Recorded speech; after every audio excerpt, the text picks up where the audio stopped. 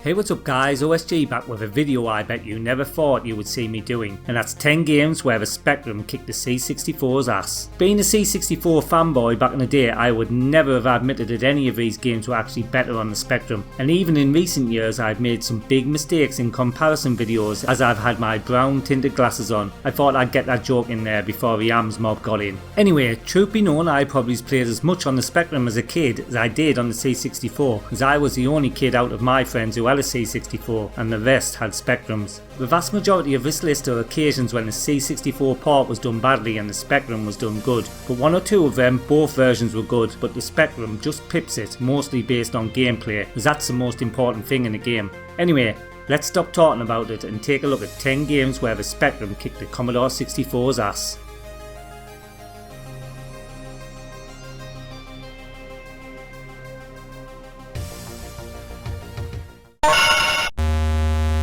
Go, Mr. Driver!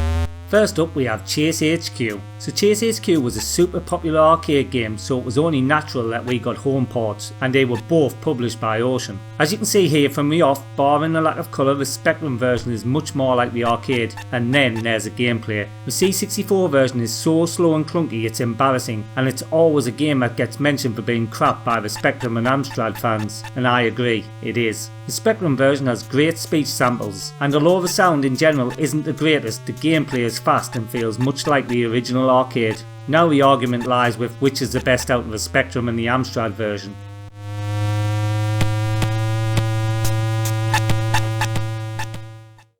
Next up we have Cobra. I featured this game in the C64 Worst Games video that I did last week, and it's bad. The game is an adaptation of the Sylvester Stallone movie from 1986. I actually bought this one and was totally excited until I loaded it up. As you can see, the gameplay and style are much different, and apart from the music, the Spectrum version blows the C64 one away. It's hard on both though, but the Spectrum version is much more playable, with no stupid deaf anger moments that you get from the C64. To be honest though, the C64 version is virtually unplayable in my eyes.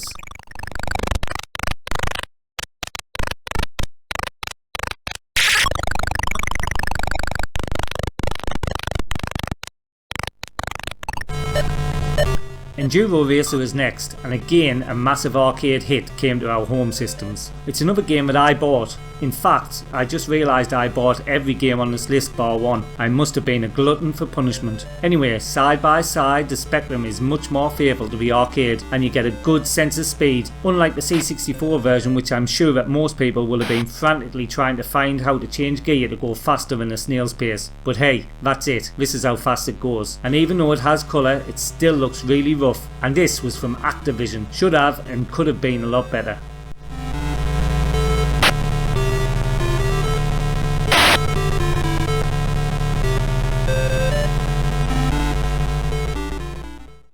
Next up is Operation Wolf. So this is one of the closer ones when deciding, but as far as arcade ports go, the Spectrum just pips it, as it's like playing the arcades in terms of gameplay, and even the graphics are closer too. The C64 isn't a bad version by any means though, but when it all comes down to it, if I had to be impartial, which I have to be for these kinds of videos, then there's no denying that the Spectrum version actually plays better, and I think, colours aside, actually looks better. I think out of all the games on the list, this one will be the most controversial one though, so my advice is to go and play them back to back with the arcade version and see for yourself.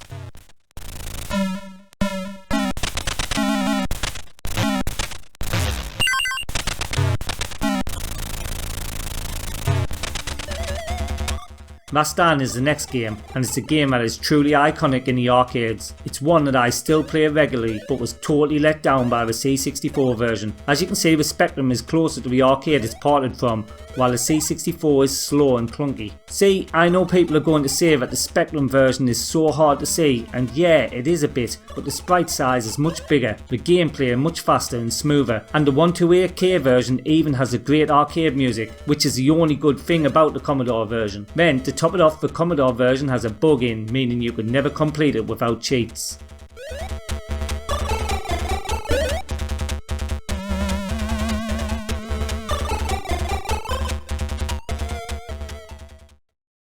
Next up is Robocop, and this was the sort of inspiration for this video, as 3 years ago I did a Robocop comparison on my channel and I still had my C64 fanboy hat on as I put the C64 version second to the arcade. And to be honest, I love the C64 version, always have and always will, and now it's even better with the garbled graphics bug fix. But I have now finally admitted that the Spectrum version is better. In fact, it's the best out of all the 8-bits, and maybe the best of the home ports. It's just so playable, looks great and sounds awesome on the 128K. Again, this may be controversial, but I'm sure that you know that it pains me to say some games are better on other systems, but really, they were, sometimes.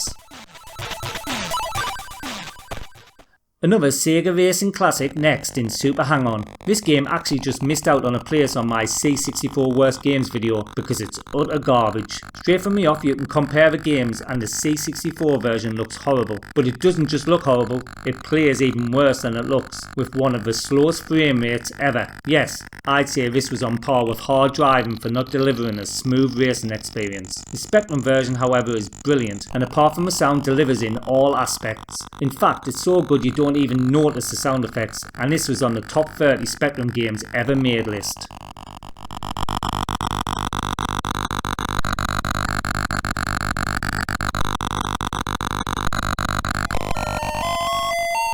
Up now we have Target Renegade. Again, this was one of my favourite games growing up. I loved the whole Target Renegade package with the loading screen and music, and up until a few years ago I thought that this was a definitive version. My mates did always disagree with me though, and then I played the Spectrum version, and although it pains me to say, it's much better. In this one, the graphics, music and gameplay, which are phenomenal on the Spectrum, all outdoes the Commodore versions. So much so I haven't played the C64 version since playing the Spectrum one. As far as beat 'em ups go, this might actually be the best 8-bit micro beat 'em up ever made.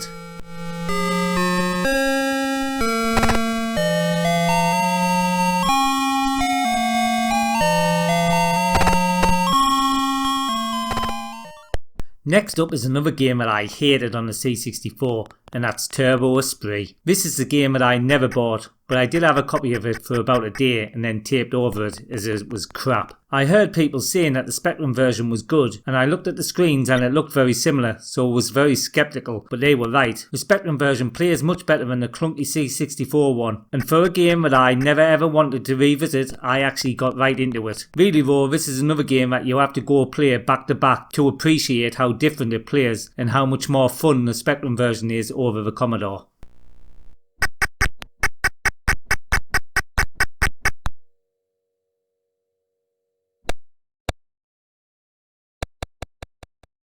Last up is Zynaps. This one again may be controversial, but as a shoot 'em up fan there's something about the Spectrum version that keeps me coming back. It's not the sound, so it's obviously the gameplay, and I actually like the graphics more on the Spectrum version than the Commodore. When I started this list, some people who I asked said that games like R-Type, Midnight Resistance etc. were better, but not in my eyes. But this one as a shoot 'em up ticks all the boxes for me barring the music. But hey, you could listen to some Sid music while playing this and that would make this perfect.